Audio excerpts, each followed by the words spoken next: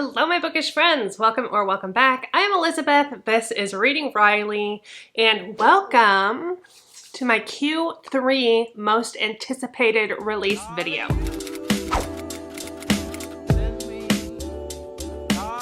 This is going to be mostly thriller and horror books that are coming out in the third quarter of 2023. That is July, August, and September. I'm going to give them to you in order of release date. So we'll start with July. I will also separate them down in the chapters below, so it'll be a little bit easier for you to navigate through this content. And what else? I'm going to put all of my social medias over here. Go ahead and check me out over there if you like. Like and subscribe to my channel if you like this kind of content.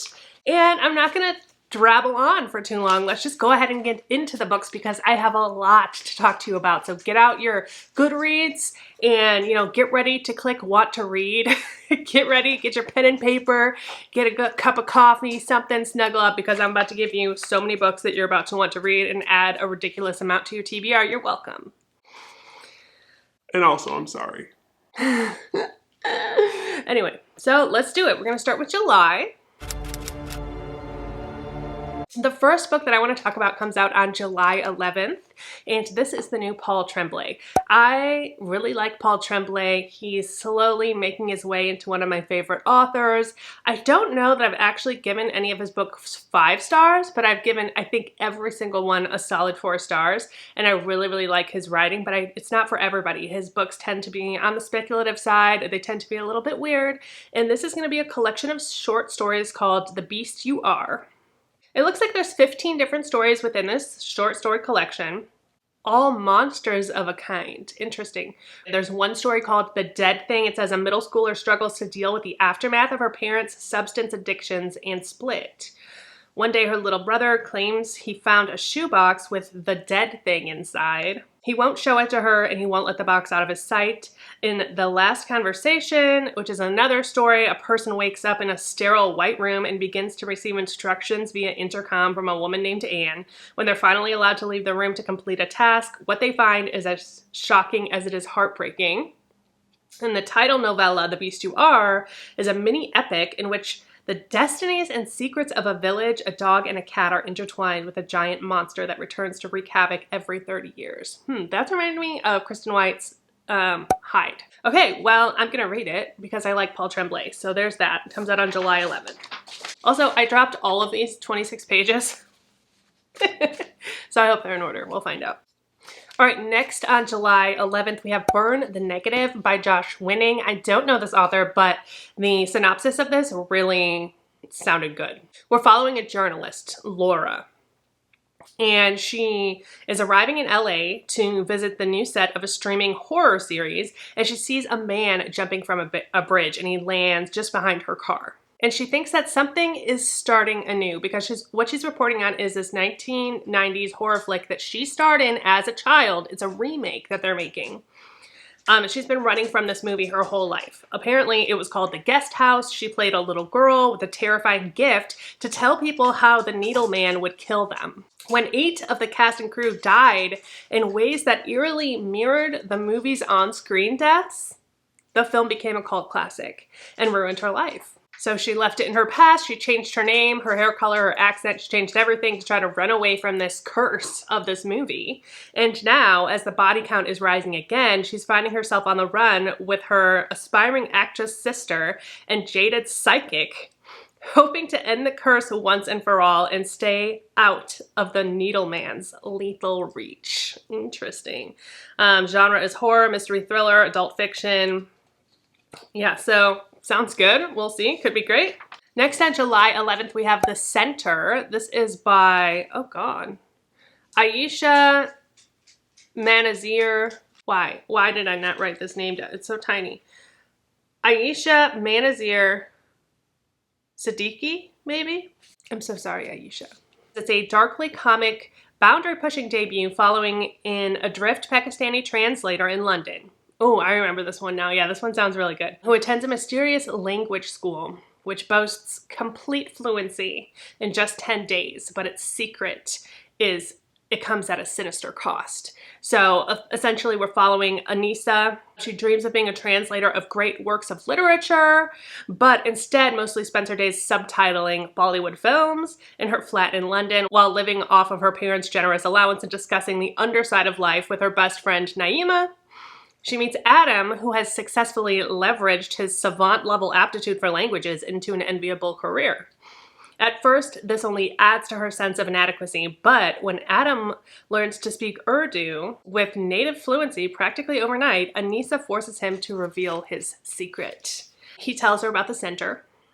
That's the place where he goes. It's this elite, invite-only program. This is giving me Death Becomes Her. She's skeptical, but she's intrigued, and then she's going to figure out the cost that comes with learning these languages. Interesting concept and sounds original, so yeah, I'm interested in checking this one out. Maybe this could be another new favorite author, you never know.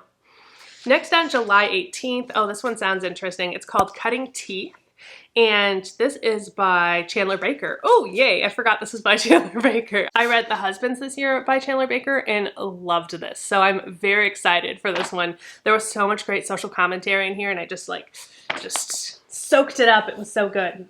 I gave it 5 stars, so I'm very excited about this one. This is 400 pages. It's gonna be a longer one. Oh, geesh. Thriller, mystery, fiction, suspense. Oh, and this one's about motherhood. I think it's gonna be another horror story or thriller about motherhood. I think it's gonna be a little weird too. It says Darby, Mary Beth, and Rhea are on personal quests to reclaim aspects of their identities consumed by motherhood. Their careers, their sex lives, and their bodies. Their children, though, disrupt their plans when an unsettling medical condition begins to go around the little academy preschool and the kids are craving blood. Then a young teacher is found dead, and the only potential witnesses are 10 adorable 4-year-olds. Oh my gosh, this is gonna have creepy child tropes in there too. This might be perfect for me. Soon it becomes clear that the children are not just witnesses, but also suspects. And so are their mothers. Interesting. As the police begin to look more closely, the children's ability to bleed their parents dry becomes deadly serious. Part murder mystery, part motherhood manifesto. Cutting Teeth explores the standards society holds mothers to, and I knew this was going to have great social commentary, along with the ones to which we hold ourselves, and the thing no one tells you about becoming a parent. Oh, I'm so excited for that. Okay, next on July 18th, we have Camp Damascus. This is by Chuck Tingle, who I've never read from this author before, but apparently he is an erotica author, and this is his first foray into horror. And the concept of this sounds so amazing. In fact, this, I guess I can tell you, is going to be a Midnight Society book club pick. I could not say no to this synopsis, and I'm so excited about it. So keep your eyes open for that. If you're not aware, I have a book club. It's called the Midnight Society. All the links are down below. Okay, it says a searing and earnest horror debut about the demons the queer community faces in America, the price of keeping secrets, and finding the courage to burn it all down. I think this one's gonna have great commentary too. It says, they'll scare you straight to hell. Welcome to Neverton, Montana, home to a God-fearing community with a heart of gold. Nestled up in the mountains of Camp Damascus. I don't think they sound like that in Montana. But I don't know why I'm envisioning this with an accent. Welcome to the mountains of Camp Damascus. It's a self-proclaimed most effective gay conversion camp in the country. Here, a life free from sin awaits, but the secret behind all that success is anything but holy. So yeah, it's a conversion camp for queer people, gay people, and it's going to have a lot of commentary, I think, in there about religion, and so I'm very excited for this. 256 pages. It says LGBT, queer fiction, adult dark thriller, adult fiction, contemporary, etc. Next, on July 18th, another one of my most anticipated, obviously these are all my most anticipated, but I'm really excited for this. It is A Twisted Love Story by Samantha Downing. She's the author of My Lovely Wife. This is another 400-page book. We are just writing all the words. Wes and Ivy are madly in love. They've never felt anything like it. It's the kind of romance people write stories about. Isn't that lovely? But what kind of story? Because when it's good, it's great. Flowers, grand gestures, deep, meaningful conversations where the whole world disappears. That sounds amazing. But when it's bad, it's really bad. Vengeful fights, damaged property, arrest warrants. But their vicious cycle of catastrophic breakups and head-over-heels reconnections needs to end fast because suddenly Wes and Ivy have a common enemy and she's a detective. There's something Wes and Ivy never talk about, in good times or bad, the night of their worst breakup, when one of them took things too far and someone ended up dead. If they can stick together, they can survive anything, even the tightening net of a police investigation. But one more breakup might just be their last. This one sounds really good. It says thriller, mystery, romance, suspense, psychological thriller, contemporary, all of that sounds great. Next on July 18th, we have Silver Nitrate by Sylvia Moreno Garcia. She's the author of Mexican Gothic. What I really liked about that one was the kind of body horror and the kind of gross description. So I'm hoping to see that again in this one. This is a meld of Mexican horror movies and Nazi occultism. A dark thriller about the curse that haunts a legendary lost film and awakens one woman's hidden powers. Interesting. Sorry, my lighting's being weird. The sun's going behind the clouds, so don't mind that. I don't know that I've actually read this description. Montserrat has always been overlooked. She's a talented sound editor, but she's left out of the boys' club running the film industry in 1990s Mexico City. And she's all but invisible to her best friend Tristan, a charming, if faded soap opera star. That sounds like a soap opera star name. Although she's been in love with him since childhood. Then Tristan discovers, excuse me, I'm sorry. Discovers his new neighbor is the cult horror director Abel Urueta. And the legendary amateur claims he can change their lives, even if his tale of a Nazi occultist imbuing magic into highly volatile silver nitrate stock sounds like sheer fantasy. What did I just read? Nazi occultist imbuing magic into silver nitrate stock. Okay. The magic film was never finished, which is why Urueta swears his career vanished overnight. He is cursed. Now the director wants Montserrat and Tristan to help him shoot the missing scene and lift the curse. But Montserrat soon notices a dark presence following her, and Tristan begins seeing the ghost of his ex-girlfriend. I'm really confused by this right now. I'm like, what the fuck is going on? As they work together to unravel the mystery of the film and the obscure occultist who once roamed their city, Montserrat and Tristan may find that sorcerers and magic are not only the stuff of movies. I'm having second thoughts about this right now. Horror, historical fiction, thriller, mystery, adult mystery. 336 pages, July 18th. We'll may have to wait for some reviews on that one. Next on July 18th, and this is my last book in July.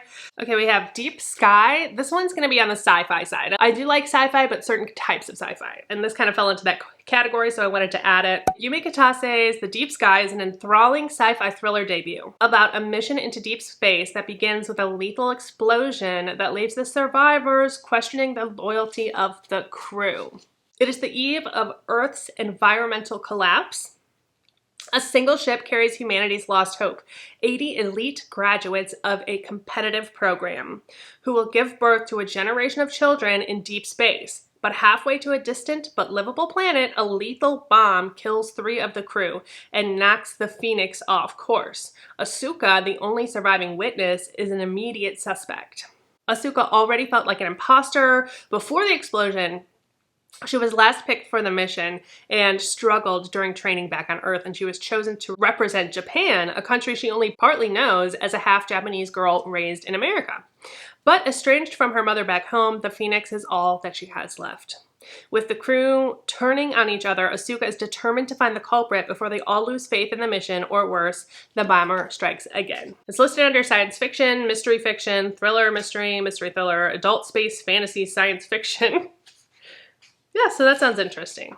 Next, let's move on to August. On August 1st, we have a new novel by Sarah Pekkanen. This is called Gone Tonight. 352 pages. It's filed as mystery thriller, suspense, psychological thriller. And it says, Kathleen Sterling thinks she knows her mother. Ruth Sterling is quiet, hardworking, and lives for her daughter. All her life, it's been just the two of them against the world, but now Catherine is ready to spread her wings, move from home, and begin a new career. And Ruth Sterling will do anything to prevent that from happening. Ruth Sterling thinks she knows her daughter. Catherine would never rebel, would never question anything about her mother's past or background. But when Ruth's desperate quest to keep her daughter by her side begins to reveal cracks in Ruth's carefully constructed world, both mother and daughter begin a dance of deception. We'll see about that one. That could be a flop, but it could be great. You never know. Next, we have What Never Happened by Rachel Housel Hall. Now, Goodreads says that this comes out July 11th, but Amazon says it comes out August 1st, and I trust Amazon to know the release date more than I trust Goodreads, so we're going to say August 1st. This is 428 pages. It's cataloged as mystery thriller, contemporary adult suspense. We're following Colette, or Coco Weber. She's relocated to her Catalina Island home where 20 years before, she was the sole survivor of a deadly home invasion. All Coco wants is to see her Aunt Gwen, get as far away from her ex as possible, and get back to her craft, which is writing obituaries. Thankfully, her college best friend Maddie owns the local paper. Wow. That's convenient.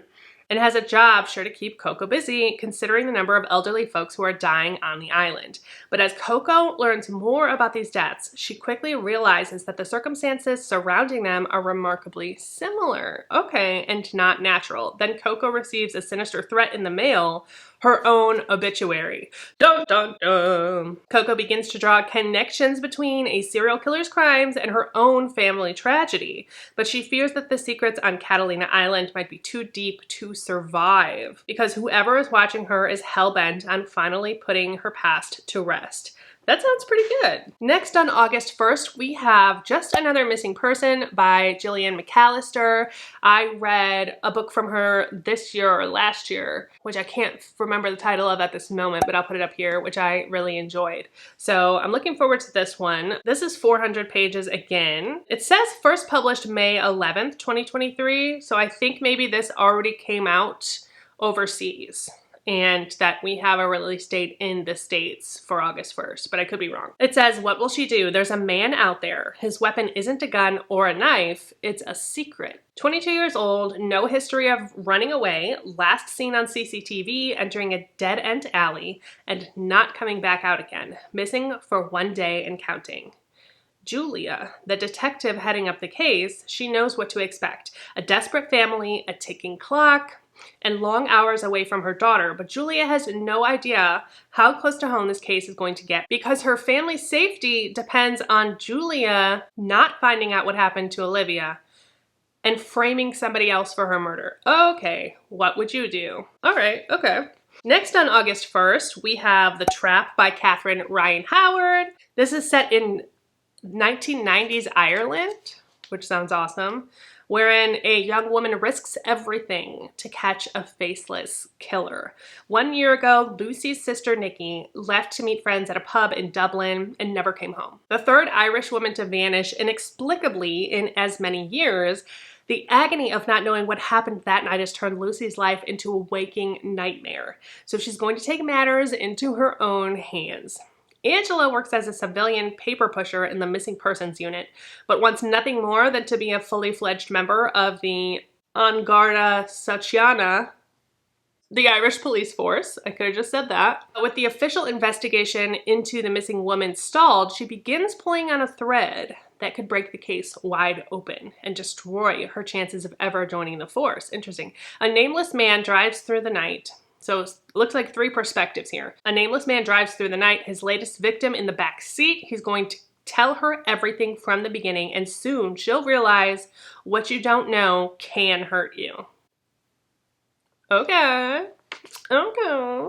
Moving along to August 8th, we have Dark Corners by Megan Golden. I really enjoyed The Night Swim by her. That was a thriller with a lot of social commentary and also had a podcast element. And I think I heard somebody say this was a sequel to that, but it's not listed as a sequel. So that's interesting. Is this the same lady from that one? Terrence Bailey is about to be released from prison for breaking and entering, though investigators have long suspected him in the murders of 6 women. As his freedom approaches, Bailey gets a surprise visit from Madison Logan, a hot young influencer with a huge social media following. Hours later, Madison disappears, and the police suspect she's been kidnapped or worse. When they hit a wall in the investigation, the FBI reluctantly asks for Rachel's help. I think Rachel was the podcaster. In following the missing influencer, Madison seems only to exist on social media and has no family, no friends, and other than in her posts, most people have never seen her. Who is she really?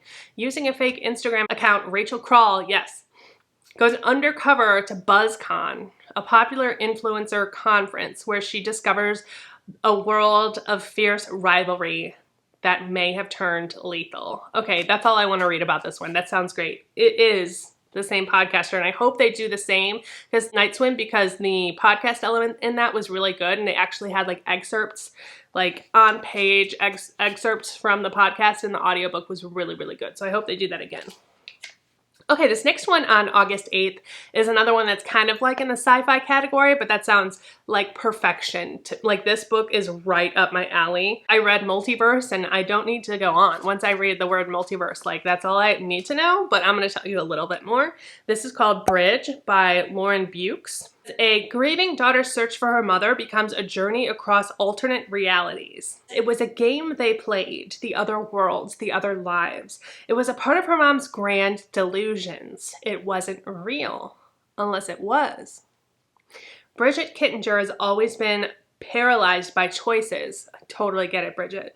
It has a lot to do with growing up in the long shadow of her mother, Jo, a troubled neuroscientist. Jo's obsession with one mythical object, the dream worm, which she believed enabled travel to other worlds, led to their estrangement. Now, suddenly, Jo is dead, and in picking up her home, Bridge finds a strange device deep in Jo's freezer, and it's the dream worm. Against all odds, it actually can open the door to all other realities and to all other versions of herself, too. Could Bridge find who she should be in this world by visiting the others? And could her Jo still be alive in a different reality? But there's a sinister cost to trading places and others hunting the dream worm who would kill to get their hands on it. Across 1,000 possible lives, from Portland to Haiti, from Argentina to the alligator-infested riverways of North Carolina, Bridge takes readers on a highly original thrill ride, pushing the boundaries of what we know about mothers and daughters, hunters and seekers, and who we each choose to be. Oh, that sounds so good. Categorized as science fiction, adult thriller, thriller mystery, fantasy. So yeah, really looking forward to that one. That's probably going to be a 5-star prediction for me. I think I'm going to give that one 5 stars if I like it. Again, I don't know the author. Next on August 8th, we have the new Lisa Jewell. None of this is true. And I think I've read like one Lisa Jewell and I wasn't blown away by it, but a lot of people tend to like Lisa Jewell, so I wanted to include this. It's a new psychological thriller about a woman who finds herself the subject of her own popular true crime podcast. And now I'm back in. Celebrating her 45th birthday at her local pub, popular podcaster Alex Summers crosses paths with an unassuming woman called Josie Fair. Josie, it turns out, is celebrating her 45th birthday. They are, in fact, birthday twins. Isn't that sweet for them? A few days later, Alex and Josie bump into each other again, this time outside Alex's children's school. Josie has been listening to Alex's podcast and thinks she might be an interesting subject for her series. She tells Alex, on the cusp of great changes in her life. Josie's life appears to be strange and complicated, and although Alex finds her unsettling, she can't quite resist the temptation to keep making the podcast. Slowly, she starts to realize that Josie has been hiding some very dark secrets, and before she knows it, Josie has... What the fuck is that word? Inveigled her way? That is not a word. Is that a word? I'm looking this up. Inveigled? It is a word. A verb, to persuade someone to do something by means of deception or flattery. Wow, we're learning. We are learning.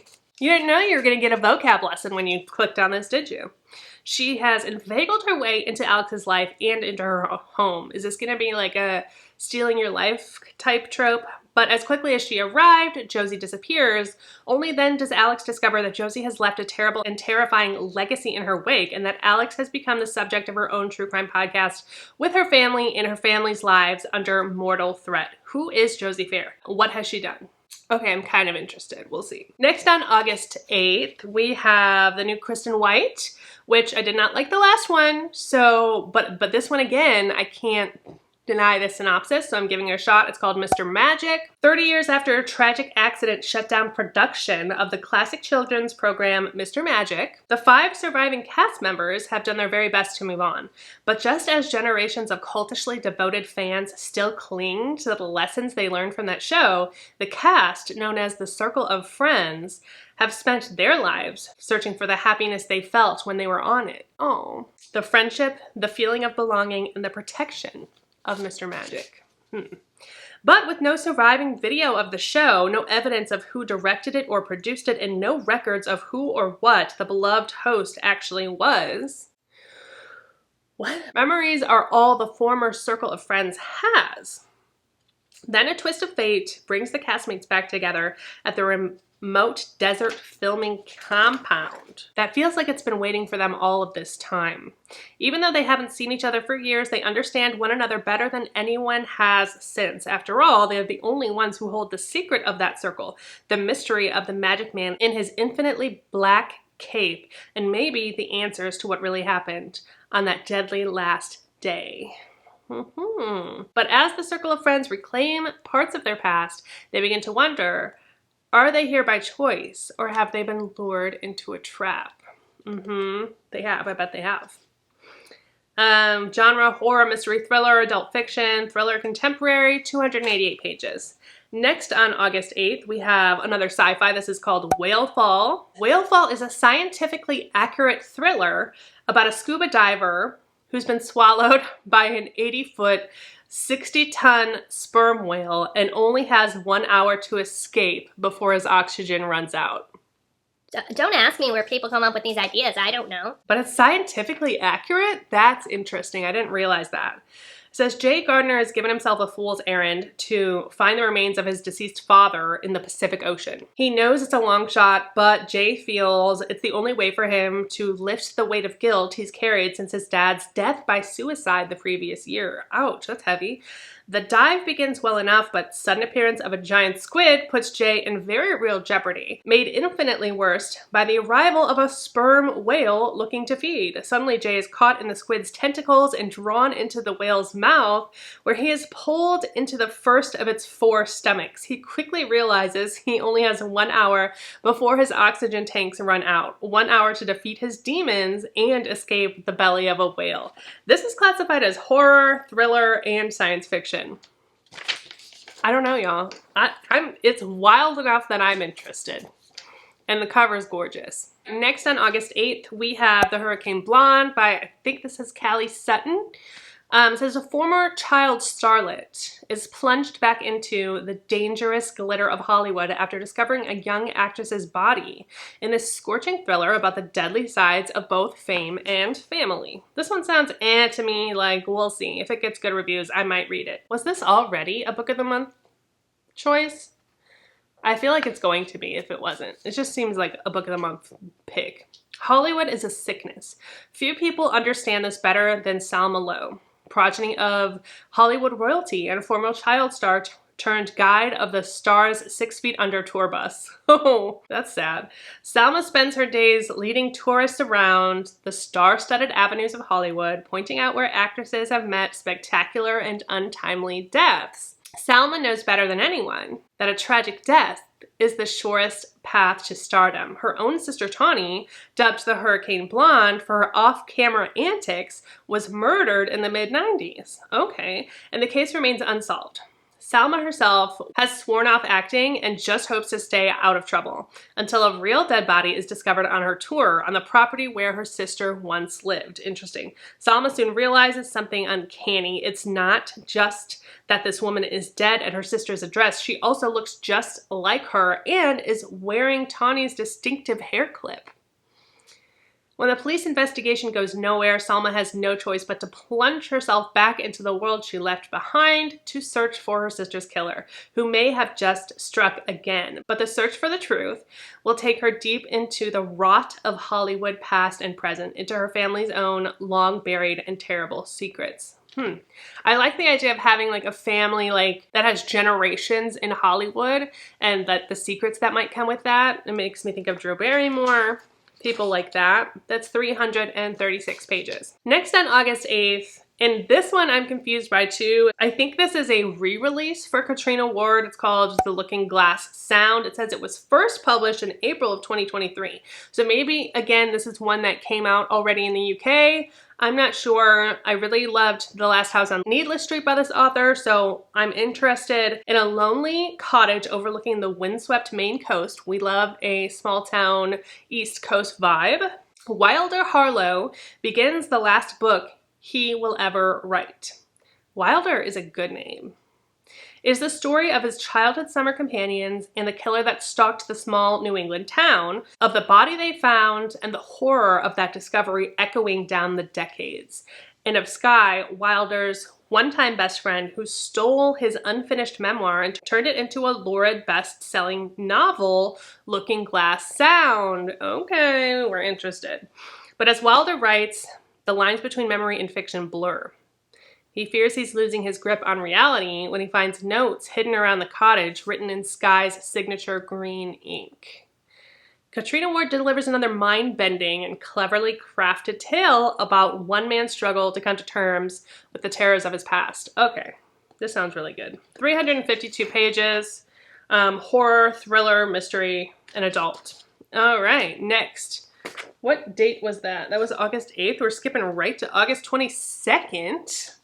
And we have the new Karen Slaughter. I will not be reading this on August 22nd. I can guarantee that, even though I really want to, because this is the newest in the Will Trent series, of which I've only read one book. I don't know how many there are, but there are a lot. But I figured I'd mention it. I'm not even gonna like tell you what it's about because I don't want to spoil myself and I don't want to spoil you, but it's called After That Night. Comes out August 22nd, and I'm so sad I have to wait to read this because I love Karen Slaughter and I know Sarah Linton's in this, so I'm very excited to get back to her. She's the main character from the Grant County series. So let's just move on from there. August 29th, we have a new Frida McFadden called The Coworker. Frida McFadden, I'm not sure about yet. Like I've read a few of her books. I just read one this month and enjoyed it, but I don't know if I love it or hate it. I don't know where I fall with this author. So I'm excited to read more though, to figure out if she is an author that I really enjoy. Two women, an office filled with secrets, one terrible crime that can't be taken back.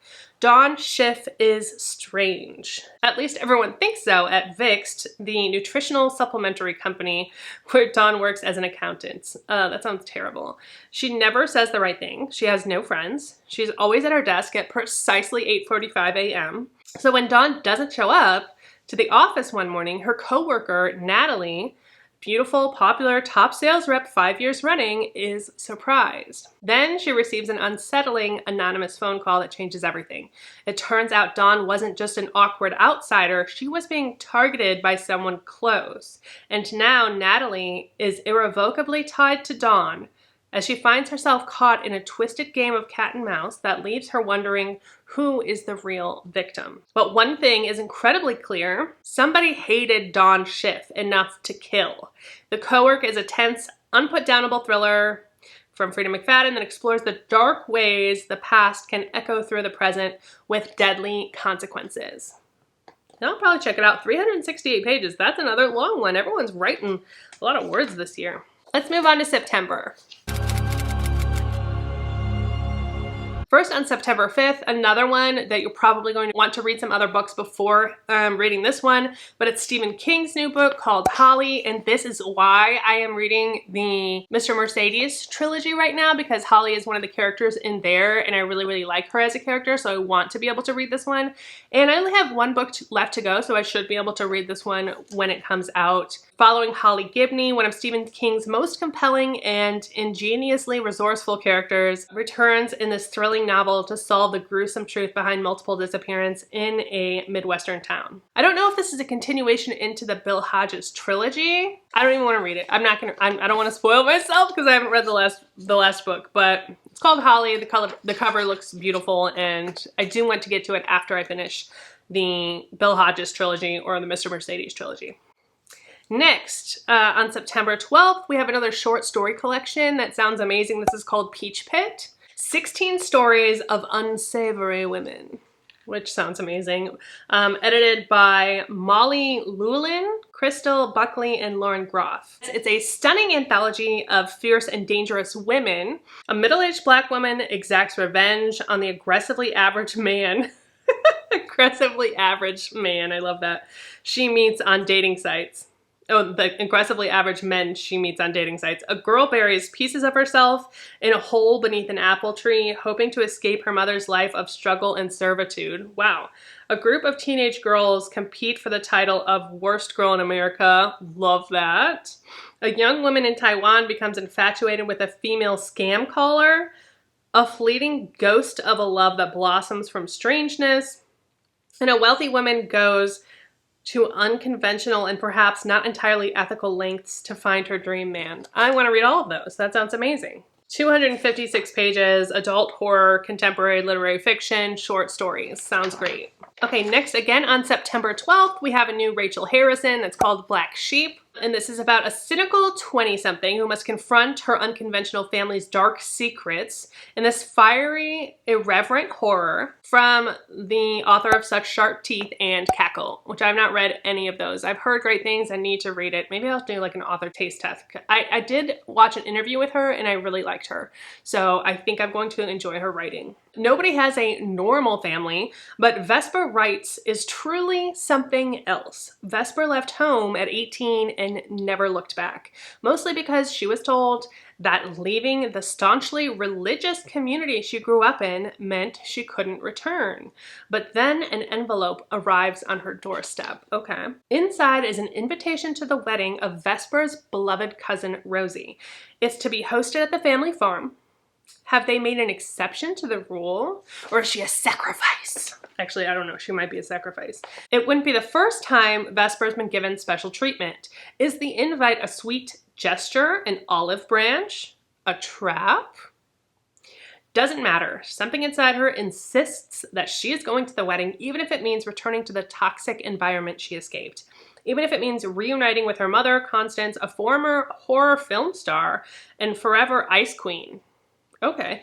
When Vesper's homecoming exhumes a terrifying secret, she is forced to reckon with her family's beliefs and her own crisis of faith in this deliciously sinister novel that explores the way family ties can bind us as we struggle to find our place in the world. This sounds really good. 336 pages, horror, fiction, cults. I was gonna say culty because of the religious stuff. Okay, now I want to read it even more. Again, oh, okay. Another one that, like, this is, I think, my most anticipated book of the entire year. And I will tell you, this is also going to be an October Midnight Society book club pick. And I have a very special guest. But I will hold off on that announcement for now. Anyway, so this next book is called Rouge, and this is the new Mona Awad. It sounds like everything I could ever want in a book. It says from the critically acclaimed, this is from the author of Bunny, of All's Well. I love her writing. Her writing's so damn beautiful, but not over the top. She just has this way of making you vividly imagine what is happening in the most original of ways, and her books are always weird and they always have a lot to say, so I'm so excited for this. It says it's a gothic fairy tale about a lonely dress shop clerk whose mother's unexpected death sends her down a treacherous path in pursuit of youth and beauty. Can she escape her mother's fate and find a connection that is more than skin deep? For as long as she can remember, Belle, of course her name is Belle, has been insidiously obsessed with her skin and skincare videos. When her estranged mother, Noelle, mysteriously dies, Belle finds herself back in Southern California dealing with her mother's considerable debts and grappling with lingering questions about her death. Oh, okay. The stakes escalate when a strange woman in red appears at the funeral, offering a tantalizing clue about her mother's demise, followed by a cryptic video about a transformative spa experience. With the help of a pair of red shoes, no wonder it's like a fairy tale. Belle, we have red shoes. Okay, I'm obsessed. I'm already obsessed. Belle is lured into the barbed embrace of La Maison de Méduse. Is that French for Medusa? The same lavish, culty spa to which her mother was devoted. There, Belle discovers the frightening secret behind her and her mother's obsession with the mirror. And we have a mirror! I'm getting the fairy tale hints. I love this. And the great shimmering depths and demons that lurk on the other side of the glass. I'm so excited for this! Snow White meets Eyes Wide Shut in this surreal descent into the dark side of beauty, envy, grief, and the complicated love between mothers and daughters. With black humor, seductive horror, Rouge explores the cult-like nature of the beauty industry, as well as the danger of internalizing its pitiless gaze. Brimming with California sunshine and blood-red rose petals, Rouge holds up a warped mirror to our relationship with mortality, our collective fixation with the surface, and the wondrous deep longing that might lie beneath. Can we have it now? I want it now. I want it now. I need to have already read this and be like just simping for it. I'm simping for it already. This is 384 pages, horror fiction, gothic, adult, literary fiction, contemporary thriller. Yes! My last book comes out on September 26th.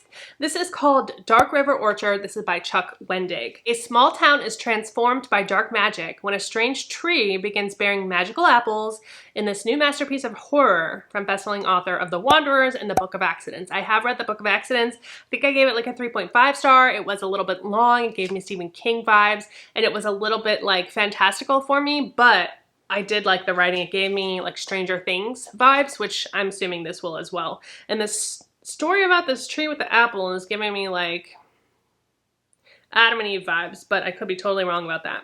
It's autumn in the town of Harrow. But something else is changing in this town besides the season, because in that town there is an orchard, and in that orchard, 7 most unusual trees. And from those trees grows a new sort of apple. Strange, beautiful, with skin so red it's nearly black. What? Take a bite of one of those apples and you will desire only to devour another and another. You will become stronger, more vital, more yourself. You will believe. But then your appetite for apples and their particular gifts will keep growing and become darker. Oh, I'm scared. This is what happens when the townsfolk discover the secret of the orchard. Soon it seems that everyone is consumed by an obsession with this magical apples. And what's the harm if it's making them all happier, more confident, and more powerful? But now the leaves are falling. Now the leaves are falling, and the sky is gray, and the sky is gray. The days grow colder, and a stranger has come to town, a stranger who knows Harrow's secrets because it's harvest time, bitches. Oh, And the town will soon reap what it has sown. Damn, it's 544 pages. Damn, Chuck Wendig. Why do you gotta write so much? Horror, fiction, fantasy, adult, and adult fiction. And that is it. I think that was 26 books that are coming out in July, September, and August. I hope you've added some to your TBR. Do not blame me for that. You clicked on this video. It is not my fault that you want to endlessly add books to your TBR as well. It's an addiction. It comes with the love of books. Deal with it. It's okay. Now, If you all have watched this to the end, thank you so much. You are royalty. Honestly, I appreciate you so much. And hang in there for Q4. That will be up. I'm also going to post Q1 and Q2 anticipated releases down below and up above. If you missed those, go ahead and check those out. There are probably some there that you haven't heard of yet, even though they've already come out. Tell me what your most anticipated book being released this year is down below in the comments. I'd love to hear about it. And don't forget that life is short, so read Wryly. Cheers, and goodbye.